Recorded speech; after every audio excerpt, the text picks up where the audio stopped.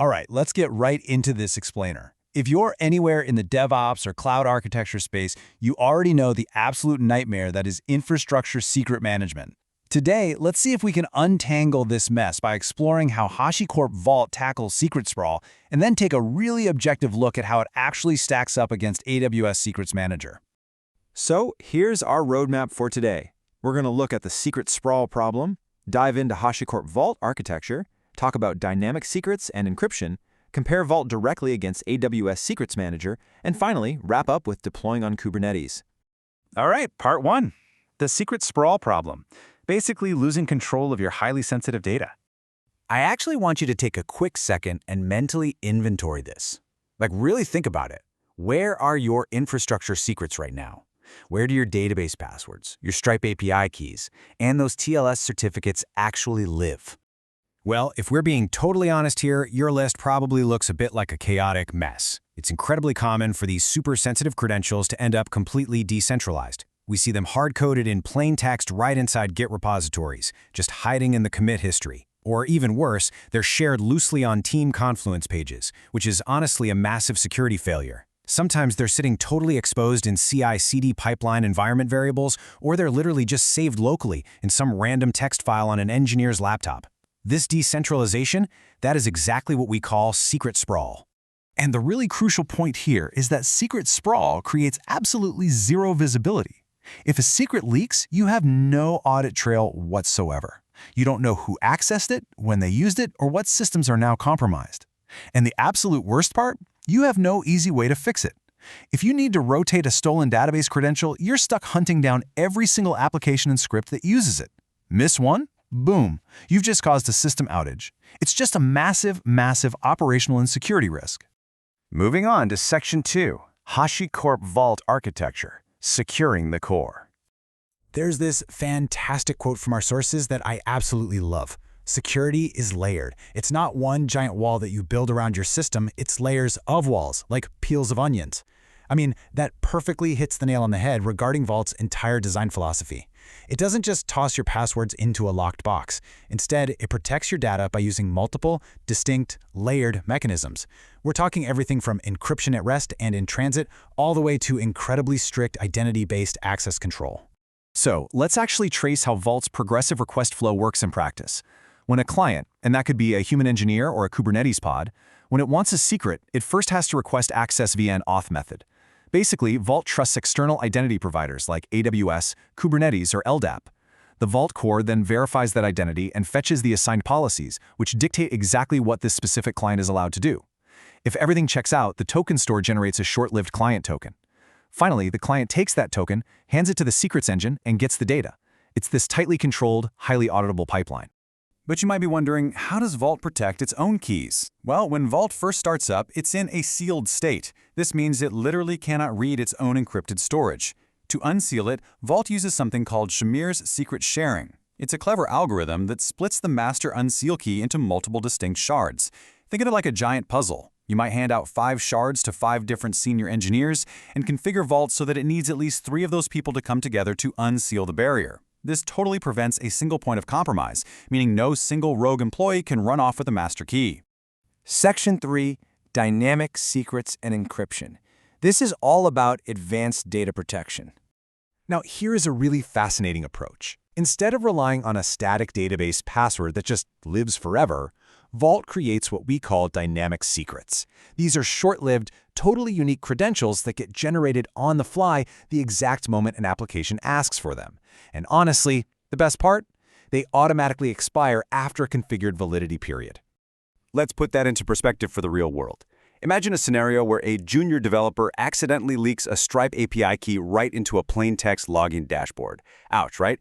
If that is a static key, you are in serious trouble. But if it's a dynamic secret, the damage is completely isolated. By the time a bad actor actually finds that key in the logs and attempts to use it, the key is already dead. It's expired. This literally slashes the window of opportunity for hackers to almost zero. And Vault goes way beyond just managing passwords. It offers the Transit Secrets Engine, which is essentially encryption as a service. Let's say your app handles personal identifiable information, or PII. Instead of forcing your application developers to figure out complex cryptography, which, let's face it, is tough, they just send the plain text data directly to Vault. Vault encrypts it and sends the ciphertext right back. Vault handles the entire life cycle of the encryption keys, but it never actually stores your application data. Brilliant, right? 4,294,967,296. That insanely huge number, that is the exact number of encryptions NIST guidelines allow before you are legally required to do an AES GCM key rotation. It's basically 2 to the 32nd power. Vault handles this massive, continuous rotation effortlessly. It ensures your working set of keys is always fully compliant and highly secure, completely shifting the heavy lifting of cryptography off your devs and straight onto the platform. All right, Section 4, Vault versus AWS Secrets Manager, the classic build versus consume decision. Okay, let's break down this independent rubric data from start with identity. You can really see where each tool shines here. Overall, Vault pulls ahead slightly with a 4.7 compared to AWS's 4.2. AWS Secrets Manager is the clear winner when it comes to SSO and federation, scoring a 4.0 because it integrates so natively with your existing AWS IAM setup. However, HashiCorp Vault just absolutely dominates in deployment flexibility. It scores a solid 4.5 against AWS's 2.5 simply because Vault can run literally anywhere. So what does this all mean for you? It really comes down to understanding your strategic business requirements. AWS Secrets Manager is definitely the path of least resistance if your workloads are 100% AWS native. If you just need managed RDS rotation and want 0 servers to maintain, go with AWS for sure. But HashiCorp Vault is the clear winner if you are operating in multi-cloud or hybrid environments. If those dynamic, short-lived credentials we just talked about are a strict requirement for your team, or if you're deliberately trying to avoid cloud vendor lock-in, Vault is going to give you a single, consistent control plane everywhere you go. Finally, Section 5, deploying on Kubernetes, specifically injecting secrets via the Vault agent. Let's see how this builds a totally seamless secret delivery pipeline using the Vault agent sidecar. Starting at 0 seconds, you simply add a specific annotation to your Kubernetes pod deployment. Pretty much instantly, we're talking 1 millisecond later, a Kubernetes mutating admission webhook intercepts that pod creation process. Within maybe 2 seconds, it automatically injects a Vault agent container right alongside your application container as a sidecar. By second 3, the whole shebang is done. That sidecar has authenticated with Vault and securely rendered the secrets directly to the container's file system. And this right here brilliantly illustrates the absolute magic of the sidecar pattern. The Vault agent sidecar does all the heavy lifting for you. It completely handles authenticating via Kubernetes service accounts, retrieving the secrets, and managing all those short-lived token leases.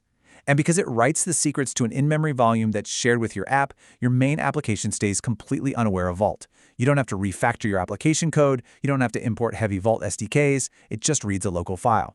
But Vault actually takes this a step further with Vault agent templates. Because, a lot of times your app doesn't just want some raw JSON dictionary, right? It wants a very specific format. Well, you can configure the agent to format the raw secret data on the fly.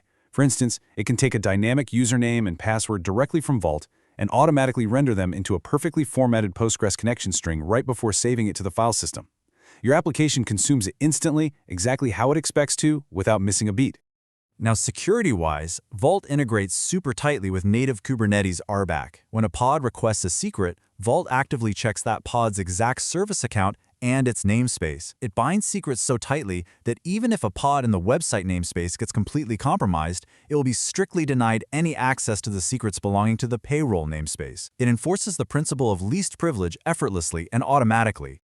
Wow, okay, we've covered a massive amount of ground today in this explainer, from the real dangers of secret sprawl to the elegance of dynamic secrets and Kubernetes sidecars.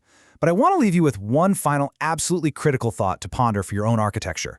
If your primary cloud provider experiences a massive, catastrophic outage tomorrow, will your secrets management framework allow you to easily spin up your workloads somewhere else? Or will your tightly coupled cloud-native tools effectively lock you out of your very own infrastructure?